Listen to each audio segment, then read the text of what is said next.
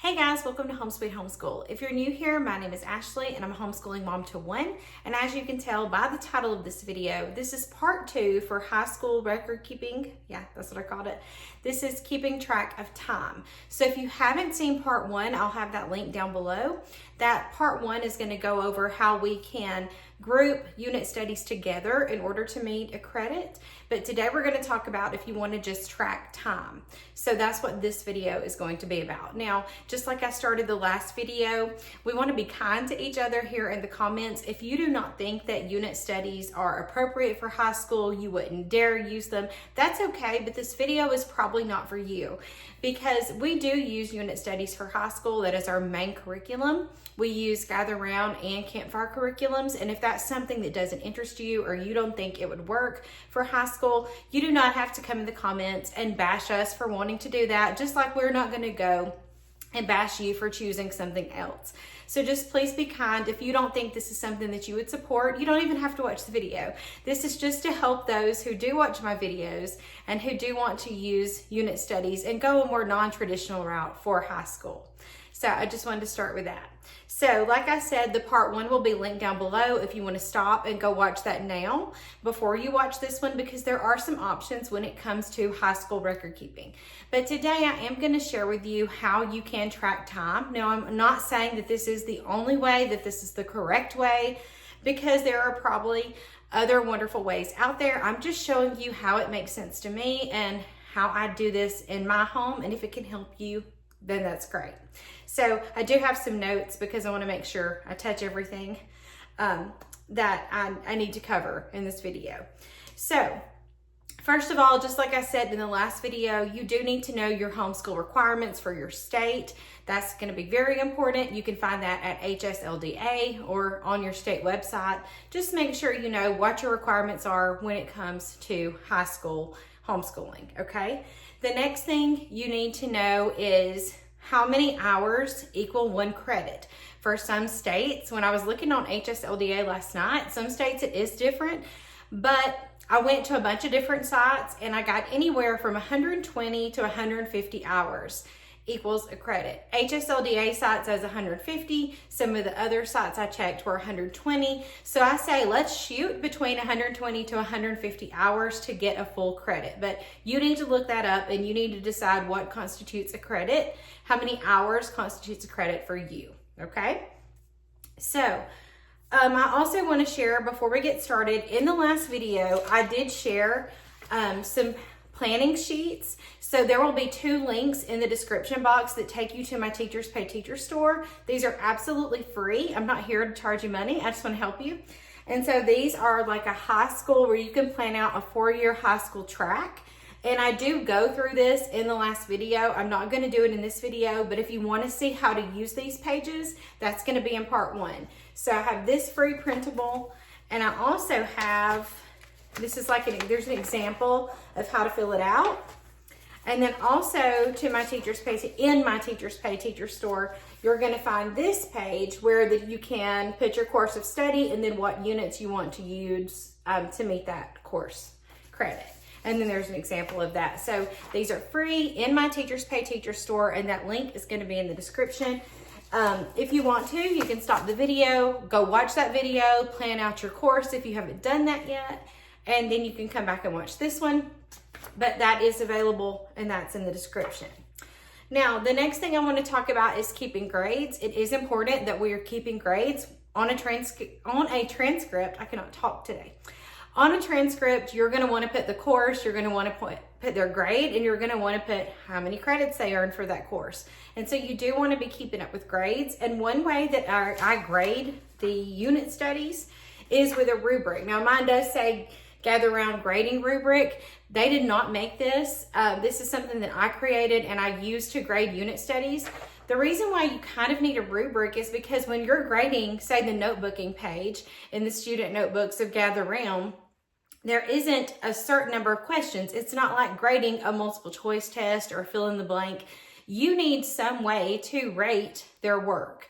And so You can also find this in my Teachers Pay Teacher store for free. It's just a very generic rubric. You can find these if you just do a search. You can find very generic grading rubrics for classwork assignments. And so this is what I use. I've memorized it now. I don't have to take this out and use it every time I grade, but this is just something to go off of where you can get 12 points possible on each of the pages that do not have like numbered questions. And so that's going to be down below too. But do know that you can find, like I said, these rubrics online when you do writing assignments, because there are writing projects in unit studies, especially in Gather Round. You can just do a traditional little search on Google and you can find like a persuasive essay grading rubric. And you can find, there's so many out there that people have already created, so you really don't have to go make up your own, and you can use those. Also, I've noticed in some of the newer units that we've done that if there is a project, my goodness, why can I not talk today? If there is a project within the unit study, Gather Round has put a rubric in like the lesson, maybe when they present like lesson 19, lesson 20, and that way the kids can kind of self-evaluate their, what they did, or you can use it to grade, whichever one. So just know that you can find rubrics out there. They're all over the internet, and you can use those to issue a grade. If the student notebook page has a number of questions, say it's the narration page or it's a geography page, I'm just going to count the number of questions. If there's 7 questions and he got 6 out of 7 right, then 6 out of 7 would be his total, and we would get a grade from that. So it really just depends on what the page is. You can decide, can I just grade this normally, or do I need to use a rubric? So just have a plan in mind for that. All right, so now we've kind of covered most of our bases, and we're going to talk about why you need to decide on how you're going to record this. It's very important that you're doing some type of record keeping, even if the state does not check your stuff. Like the state I live in, we do not turn anything in. But coming from a teaching background, I know it's important to keep records and to cover all your bases. So you do need to do something, especially if you're going to be putting this on a transcript and you're going to be sending this to colleges. You want to make sure that you're keeping up with this stuff. So there are a couple of options. I will put a link to the student tracker that Gather Round has created. I do own it. I tried using it and it was a little confusing to me. Now, some people may have it all figured out. I know some people let their teens handle all of that. But for me, it was a little confusing because it was set up like in a calendar format. And so you would, I don't know, I found it a little confusing. You may be using it and think that it is perfect and wonderful, and that's great. So that is an option. If you want to use the student tracker from Gather Round, I even think I have a video showing you a flip through of it. So I'll link that down below too. So that's one option. For me, it's easier to just make a spreadsheet. So if you have a program, I use Google Sheets. You could use Excel, you could use Numbers. There's tons of spreadsheet options out there. My husband would swear by Excel, but I like Google Sheets. Anywhere that you have access to a spreadsheet, you can definitely do that. Or you could just make a table in PowerPoint or Word or whatever you have. You want to use whatever you have. Don't go buy something special. I like Google Sheets because as long as you have a Google email address, which is free, you can use Google Sheets, Google Slides, all that stuff. So I like that. That's why I chose that. But you use what you already have. Don't go do something special. Use what you already have, use what you already know how to do, and it's going to make this process so much easier. So for me, it was Google Sheets. That way I have access to it on my phone, I have it on my iPad, if I've got my laptop, I can access this anywhere as long as I have access to Google. So that's why I use that. Now, my biggest point on this right here is it's got to be something that is easy for you to use, because if it's hard for you to use or it's troublesome or it's time consuming, you're not going to do it. And this is very important to keep up to date on. Okay. So before I show you how to set it up, I want to talk about how I do this whole process. So for us, I only have one high schooler. I can imagine if I had 2 or 3, it would be even more, it would be a lot of work. So this is what I do. At the end of every day, when my son is done with his work, I collect all of his stuff. I have a certain place in the house that I like to sit and do this, and I call it my planning period. So I was a teacher for 13 years before I started homeschooling, and I loved my planning periods. I could get so much done in that 50 minutes of time. Now here at home, it doesn't always take me 50 minutes. I'm not planning for a classroom of 24 kindergartners. So for me, I just set aside that time at the end of every day, every school day. I'm not one to want to do this at nighttime. Now, you may be a night owl and you love it, but what you need to do is find you a time every day that is convenient to you and it's going to work and you're going to stick to it. I just take all of my son's work. I go through each page. Now, the great thing about Gather Round is, especially in some of the units we've done this year, there's a place for time at the top of every page. Now, I'm not going to sit there or have my son sit there with a stopwatch timing how long it takes for each of his pages. We kind of just do an estimation. Like we glance at the clock, we see what time it is when we start, what time it is when we finish, and we just do an estimation and write it at the top. That way I have a time for each sheet, okay? So when I go to grade, I get out my laptop, I open up my Google Sheets that has our grades and our time, and I just go through each page. So I grade each page. You can pull out that rubric if you need to.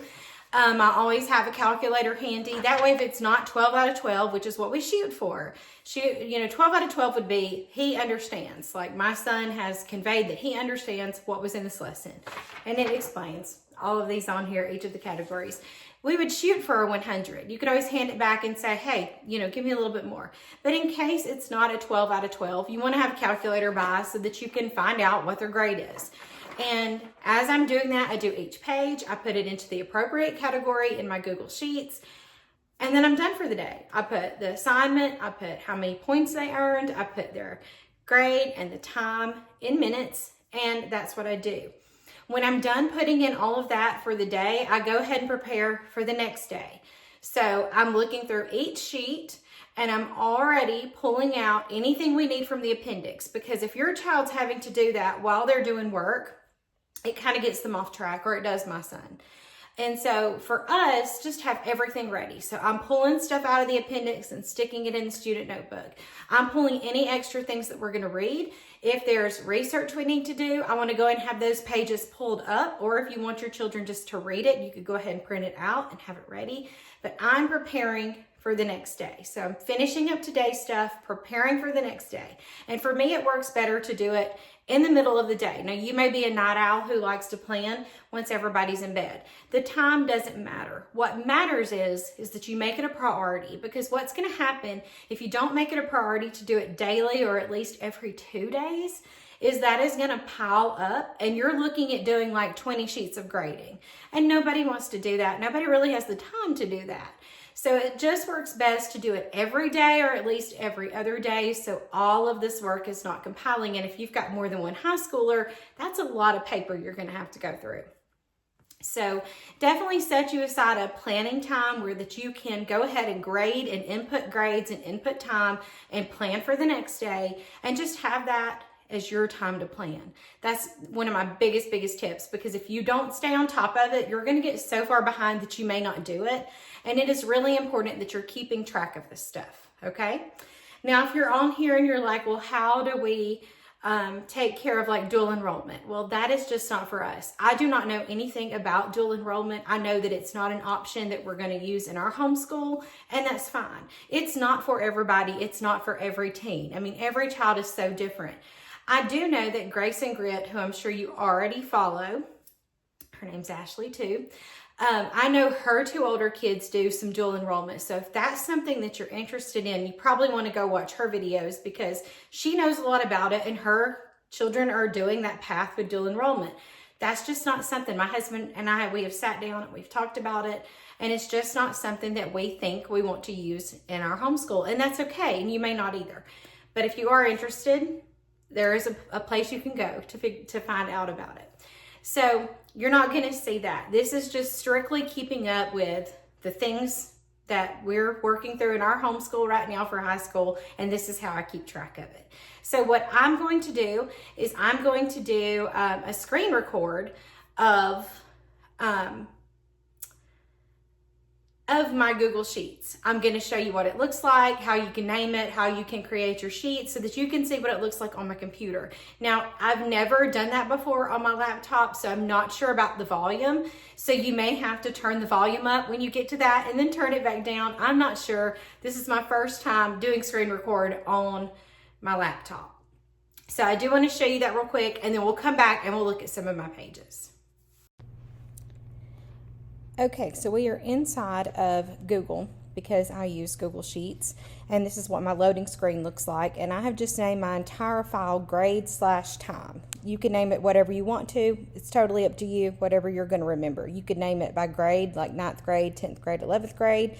You could call it high school record keeping, whatever you want to call it, but mine is grade/time. I'm just going to click on that, and it's going to take us into our spreadsheet. So as you can see, the title of your spreadsheet is up here. That's where you can change it. That's where you can enter whatever you want to call it. It's up here at the top. You can change that to whatever you want to. Then what you're going to do is you're going to set up your spreadsheet. So I'm just going to click on one of mine. The way that I set it up is very, very simple, and once you set up one page, it's very, very easy to just continue to make another page just like it. So what you're going to do is on your first sheet, and if you need more sheets, all you have to do is click the plus sign and you can add a sheet and get a completely blank one, but really you're going to start with a blank sheet. At the top, I just put assignment. You could add date, you could add whatever necessary for yourself. It doesn't matter. For me, I just did assignment, points possible, points earned, the grade, and the time spent in minutes. And so those categories are up to you, whatever makes sense to you. And then as you can see over here, that's where the title of whatever the assignment was goes right there. And then if you see this points possible, I used my rubric that I explained earlier in the video. And so that's what you'll see there, the grades, and then how much time we spent on it in minutes. So once you've set up the basic spreadsheet, you've got your columns, you've got everything labeled, it's very, very simple to create another one. So if you look down here at the bottom of my screen, you can see I have one for different sciences, and that's what you're going to do. You're going to decide what goes at the bottom. If you're doing it by year, you would just put each of your subjects that you're trying to accomplish that year down here at the bottom. If you're going over 4 years, you would put all of those things. Or you could make another spreadsheet, a separate file with those spreadsheets in it. But I just have some physical science, I have biology, I have a general science because there are some things in these unit studies that would just be general science. I have an English 10, art, other U.S. history. That is for all the other U.S. history that we come upon in the units. Even though we've already completed all of the U.S. history units from Gather Round, we do come across other U.S. history, and I don't want it to be lost and not counted, so it goes there. We also have world geography, and then you can use these scroll right and scroll left, and it's going to take you to your other ones. So anytime we encounter other world history that is not just in one of our world history units, it goes there. World history, Middle Ages. Then I did Vikings, Renaissance and Revival. And then I also have one for like world history, final grades, and times so that I can add it all together. So you'll see all of my little things down here. The way that you do it is really, really simple, and I can show you with I can take any of these. I'll just take this world geography, for instance. As you can see, they're all set up exactly the same because I'm trying to keep it streamlined and simple. But if I wanted to add another page, if I needed to add another subject and I didn't want to recreate the wheel, I'm just going to go down here to this arrow. A menu is going to come up. I can completely delete it, but we don't want to do that. We want to duplicate it. We want to make the same exact sheet. And so I can hit duplicate, and it's going to say copy of world geography.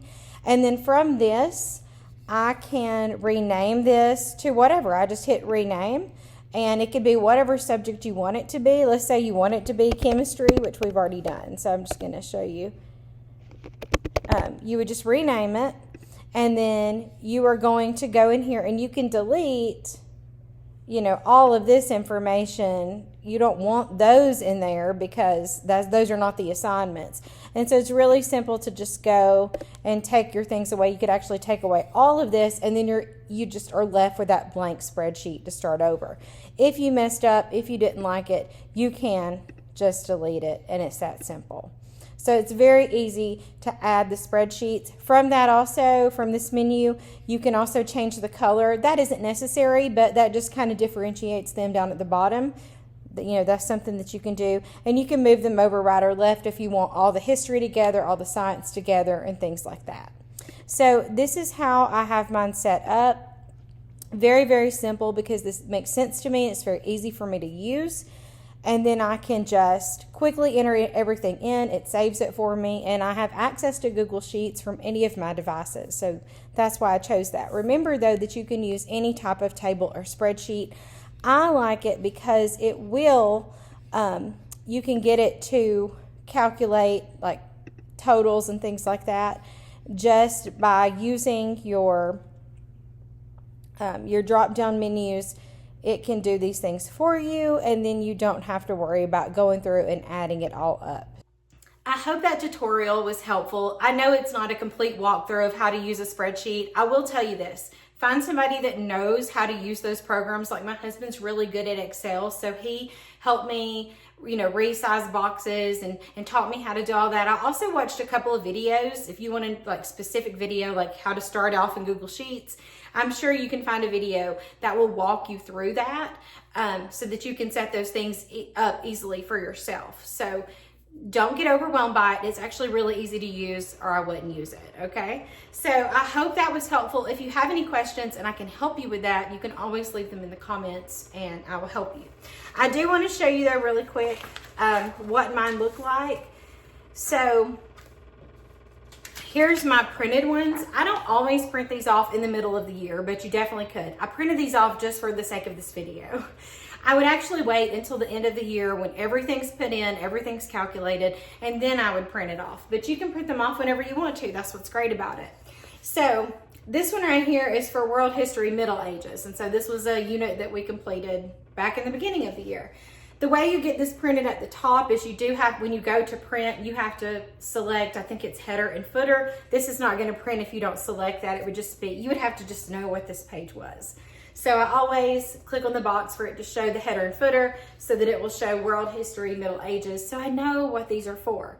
So like you saw in my video, I have these certain columns. Of course, you can customize it to however you want it to be. It could be date, assignment, it could be test, it could be daily grade, however you want to do it. I don't do weighted grades. Everything's just graded and thrown in a pile together. So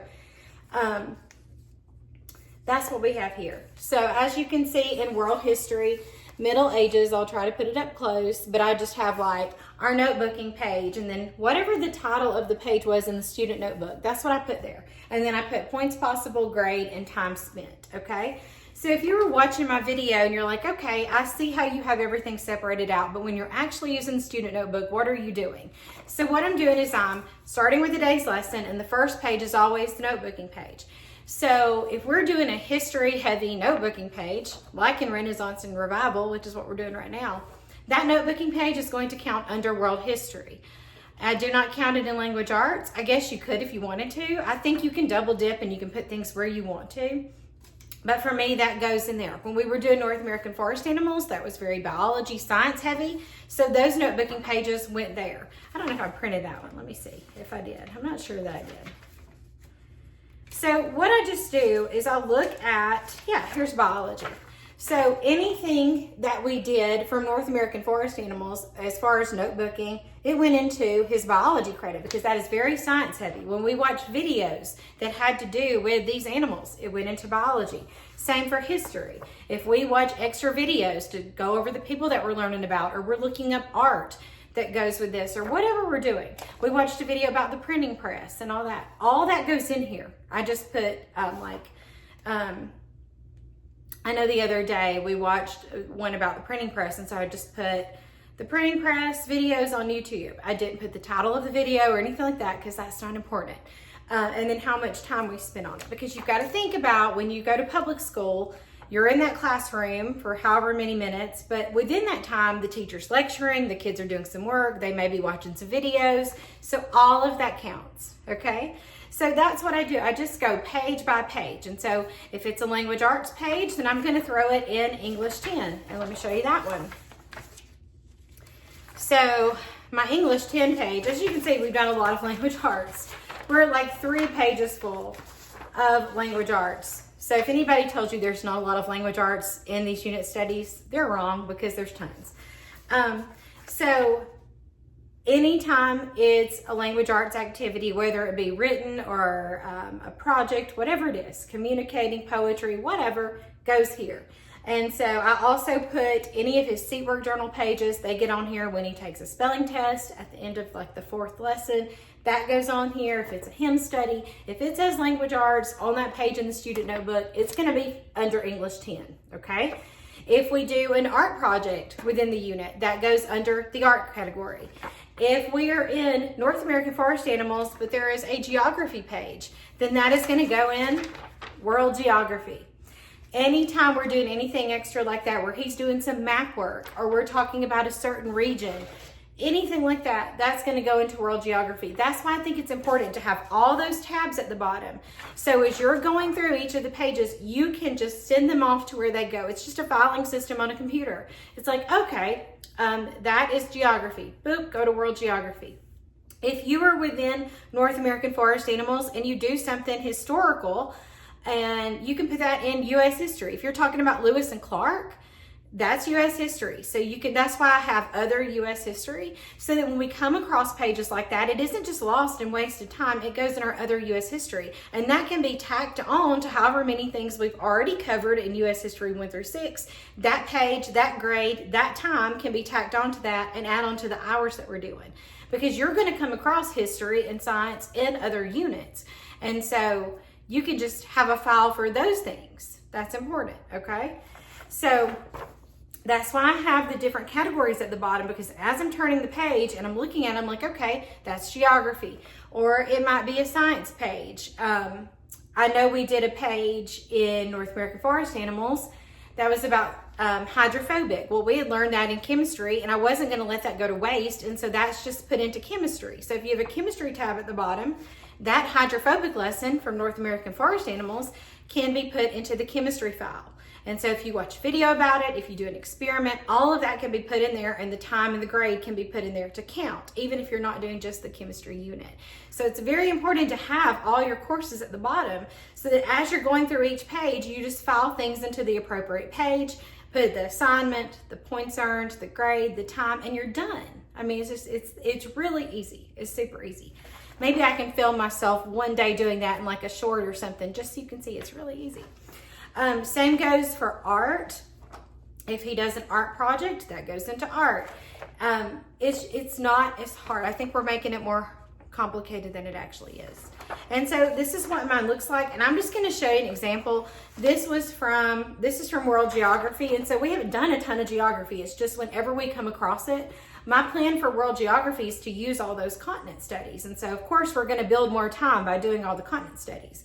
But I didn't want the world geography that we've been doing in these other units to go to waste. And so when I printed this off, and I think it was about a month ago when I printed these things off, like I said, you can get the spreadsheet to total up your times. And so I just put a totals, that says totals. And then it totaled up how many points possible, how many my son earned, what his grade was, and then how many minutes. And then I just convert that to hours using a calculator. So simple. And I know that we'd only done at this time 11 hours of world geography. I'm not worried about it because I have 2 more years of high school with him, and we're not even done with this year, and I know that we're going to hit more geography, so I'm not worried about it. But by letting it calculate your time for you, you can kind of see where you are. And that's what I like about those programs. If you're trying to get something within a year, if you're trying to get a credit within a year, then it is going to be important that you stay on top of the time. And so you can get it to calculate it for you, say maybe around December when you've worked since August, and you can see, am I on track? Are we doing good? Are we spending enough time on it? Or do we need to add a little bit more? Do we need to read more books? Do we need to do more research? Should we watch some more videos? You know, that's going to give you an idea of where you are, so you'll know where you need to be, right? So that's why I love the idea that calculating it for you, you don't have to go through and add everything up. It can do it for you. So that's what my sheets look like. I didn't print everything off. I just wanted to show you if you're keeping records and you print things off at the end of the year, you can certainly do this. This is something you could hand into a state evaluator so they could see everything they've done and the grades. You could include some samples, whatever you need to hand in. I do print these off at the end of every year, and I just have a tab for every year. And that way, when I'm doing his report card, when I'm putting this stuff into the transcript, I have everything I need. If someone was to come and ask me, I have everything I need. You just want to be ready, because you never know. You never know when something's going to come up, and you may have to show somebody what you're doing, or the kids may have to go back to school. You just never know what life's going to throw at you. So the best thing to do is be prepared, right? So I hope that was helpful. If you have any questions or comments, leave them down below. If you're doing something different and it works great for you, share it, because we're here to help each other. Don't forget to go and get the free rubric and the free planning templates. Those would definitely help you. And watch part 1 if you haven't. So that's how we keep up with time. Hopefully I can do like a short one day showing you what that looks like in my planning time. But anyway, I hope it was helpful. And as always, thank you so much for watching.